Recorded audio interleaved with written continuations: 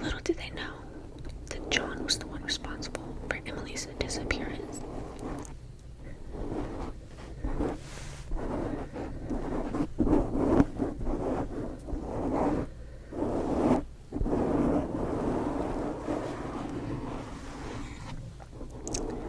John had been harboring a sinister desire for power and control. He had carefully studied the behavior of the townsfolk and had become an expert in manipulating their emotions. He knew just how to gain their trust and exploit their vulnerability.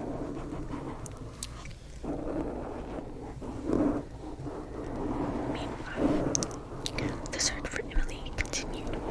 The town united, organizing search parties and distributing flyers. Fear began to grip the hearts of the townspeople as the days turned into weeks, and still there was no sign of Emily. Unbeknownst to them, John was watching their every move, relishing in the terror he had instilled within the community. He reveled in the chaos and anguish he had caused. He took pleasure in knowing that he had everyone fooled, that they trusted him implicitly.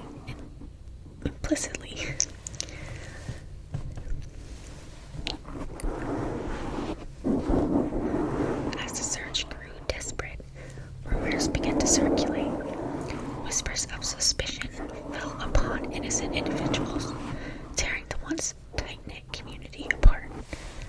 Friendships were shattered, families torn apart, all due to the seeds of doubt planted by John.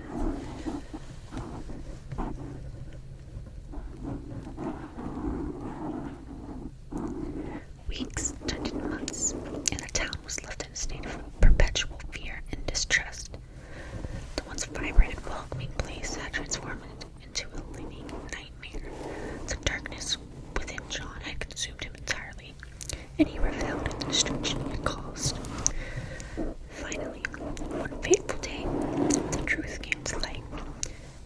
Emily's lifeless body was discovered hidden in John's basement. Shock and horror swept through the town as they realized the monster they had trusted all along.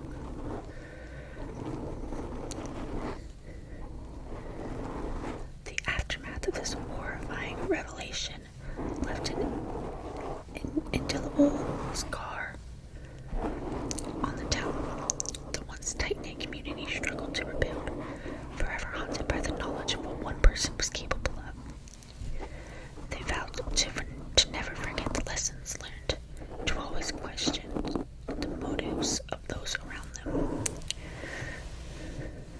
And so, this story serves as a chilling reminder that the scariest monsters are not the ones that lurk in the shadows, but the ones hiding behind friendly faces, capable of unimaginable deeds. It reminds us to never underestimate what the human race is capable of. And that is the first story that is pretty scary to me.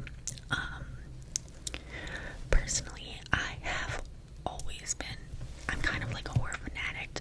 I really enjoy horror movies and that kind of stuff.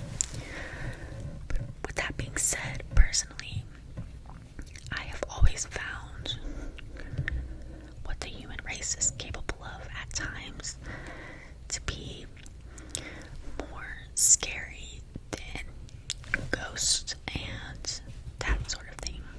Okay, so my microphone is moved. I had to take a quick break. I'm sorry about that. Anyways, yeah, like I said, I'm personally not as afraid of ghosts as I am of dangerous people, those sort of things. So, with that being said, let's move on to the next story.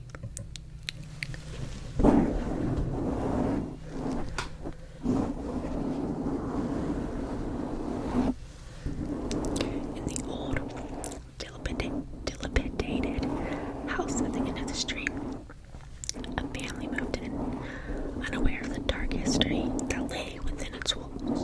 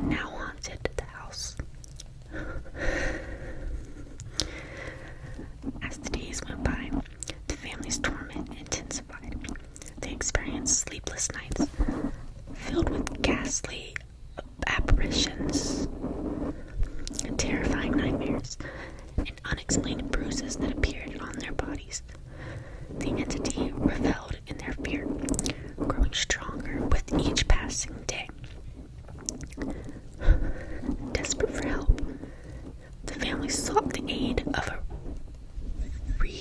renowned paranormal investigator. Together, they delved into the history of the house, unearthing a dark tale of tragedy and betrayal. It became clear that the entity was seeking revenge for the injustices committed against it. A chilling night arrived when the investigator performed a ritual to banish the malevolent spirit. As the incantations echoed through the house, the entity unleashed its full wrath. The walls shook, objects flew through the air, and the family was thrown into a state of sheer terror. But through sheer determination and the power of their collective love, the family managed to withstand the onslaught. With a final resounding chant, the investigator banished the entity back to the depths from which it came from. Though the family was finally free from the paranormal horrors, the scars of their ordeal remained.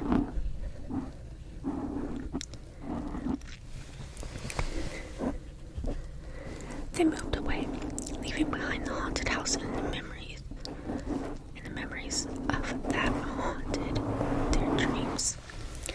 But the experience forever changed them, a constant reminder that there are forces beyond comprehension that can prey upon the living. This paranormal horror story serves not to only entertain, but also to remind us of the age-old fascination and fear of the supernatural. It taps into our primal fears of the unknown and explores the terrifying possibilities of life. I'm sorry if I have to pause a lot while reading. I struggle with talking in a whisper and not being able to catch my breath. Anyways, that one's also really scared me. I personally think the first story was scarier. However, they're both like really freaky. I could not imagine moving to a new house and a house being haunted though. But with that being said, I also could not imagine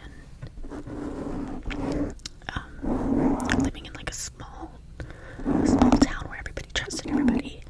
And then it turns out someone in that town was not as good of a person as everyone thought. So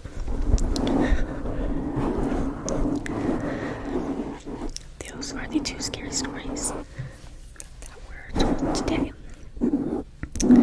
If you guys enjoyed this type of video, please let me know, because I'd be more than happy to do it again, even if it's not Halloween. I could tell different stories or something of the sorts. So if you guys did enjoy this, definitely comment. Don't forget to like, comment, and subscribe though. It really helps boost the channel.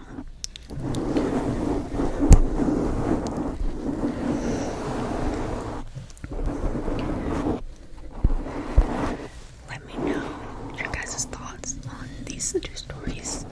I think they were both pretty freaky. But yeah, all that being said, I will see you guys in Wednesday's video.